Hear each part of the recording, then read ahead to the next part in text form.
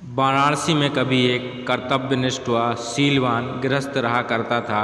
3 बेटियां और एक पत्नी के साथ उसका एक छोटा सा घर संसार था, किंतु अल्प आयु में ही उसका निधन हो गया।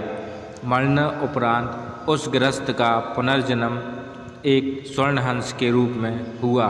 पुनर्जन्म के उपादान और संस्कार उसमें इतने प्रबल थे कि वह अपने मनुष्य योनि के घटनाक्रम और उनकी भाषा को विस्मृत नहीं कर पाया।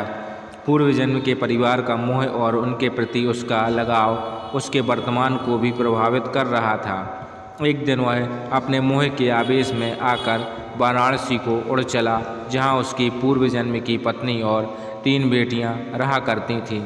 घर के मुंडेर पर पहुंचकर जब उसने अपनी पत्नी और बेटियों को देखा तो उसका मन खिन्न हो उठा, क्योंकि उसके मरणोपरांत उनके परिवार की आर्थिक दशा दयनीय हो चुकी थी।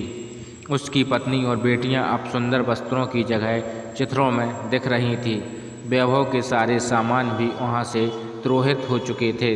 फिर भी पूरे उल्लास के साथ उसने अपनी पत्नी और बेटियों का आलिंगन कर उन्हें अपना परिचय दिया और वापस लौटने से पूर्व उन्हें अपना एक सोने का पंख भी देता गया, जिसे बेचकर उसके परिवार वाले अपने दरिद्र को कम कर सकें।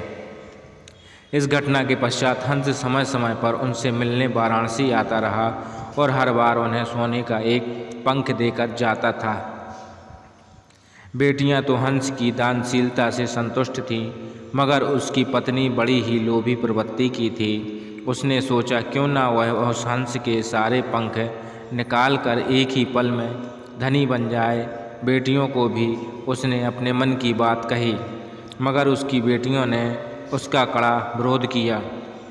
अगली बार जब वह हंस वहाँ आया तो संयोगवश उसकी बेटियाँ वहाँ नहीं थीं।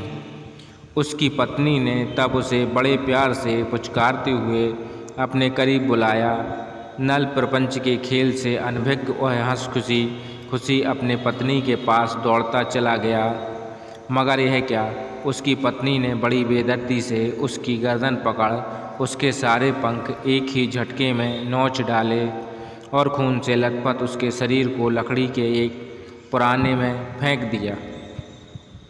फिर जब वह उस सोने के पंख को समेटना चाह रही थी तो उसके हाथों सिर्फ साधारण पंख ही लग सके, क्योंकि उस हंस के पंख उसकी इच्छा के प्रतिकूल नोचे जाने पर साधारणतः हंस के समान हो जाते थे।